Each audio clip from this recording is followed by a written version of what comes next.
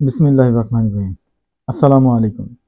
আজকের বিষয় হচ্ছে অগ্রিম কর পরিশোধের ব্যর্থতায় জরিমানা বা সুদ কত হতে পারে এবং অগ্রিম কর কতটুকু পরিশোধ করা থাকলে জরিমানা বা সুদ আসবে না। আয়কর আইন 2023 160 ধারা অনুযায়ী অগ্রিম কর পরিশোধে ব্যর্থতার জন্য সুদ আরোপ, অর্থাৎ 157 ধারা অনুযায়ী অগ্রিম করের কিস্তি প্রদানে ব্যর্থ হন, সেই ক্ষেত্রে ধারা 162 অনুযায়ী অগ্রিম কর পরিশোধের ক্ষেত্রে ঘাটতি থাকলে উহার উপর করদাতা কর্তৃক সুদ প্রদায় হবে। বিষয়টা একটু বিস্তারিত বলার চেষ্টা করছি। ধরে নিলাম আপনি 2022-23 করবর্ষে আয়কর রিটার্ন নিয়মিত কর যা আসছে তা পরিশোধ করেছেন অগ্রিম সহ। মোট আয় ছিল 8 লাখ টাকা, কর আসছে 40,000 টাকা।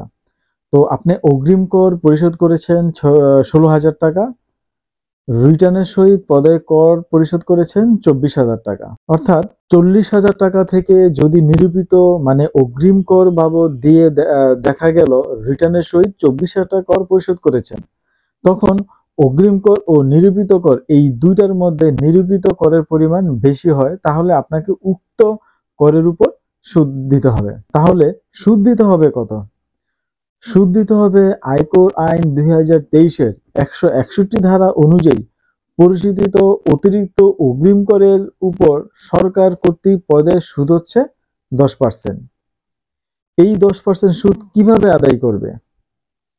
আয়কর আইন 2023-এর 162 অনুযায়ী অগ্রিম কর পরিশোধের ক্ষেত্রে ঘাটতি থাকলে উহার উপর করদাতা কর্তৃক সুদ প্রদায় হবে। অর্থাৎ আপনার 2022-23 করবর্ষে 40,000 টাকা কর আসছে, আপনি অগ্রিম কর পরিশোধ করেছেন 16,000 টাকা। আপনি অগ্রিম কর মোট করের কত শতাংশ পরিশোধ করেছিলেন সেটা বের করতে হবে।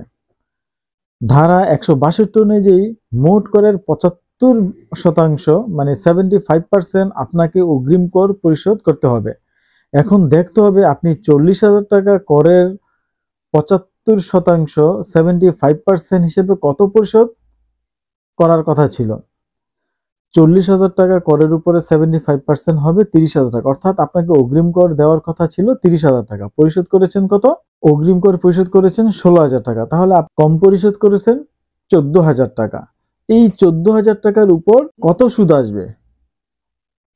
এই 14,000 টাকার উপর সুদ আসবে 10% হিসেবে 1,400 টাকা, 1,400 টাকা। এখন কি শুধু এই 1,400 টাকা সুদ আসবে?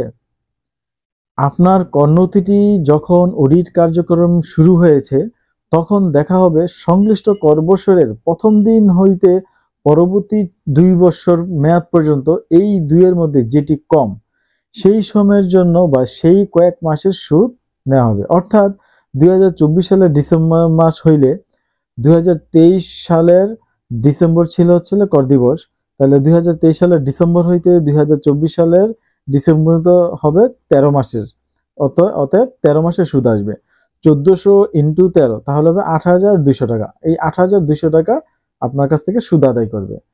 কর কর্তৃপক্ষ এই সুদের টাকার জন্য আপনাকে নোটিশ প্রদান করতে পারে। জানি না আপনাদের কতটুকু বোঝাতে পেরেছি এই বিষয়ে। কারো আরো বিস্তর জানার প্রয়োজন হইলে আমাকে কমেন্ট করে জানাবেন। ইনশাআল্লাহ আমি আপনাদের প্রশ্নের উত্তর দেওয়ার চেষ্টা করব। ধন্যবাদ সবাইকে ধৈর্য নিয়ে দেখার জন্য। ভালো থাকবেন, সুস্থ থাকবেন। দেখা হবে পরবর্তী কোনো বিষয় নিয়ে। আসসালামু আলাইকুম।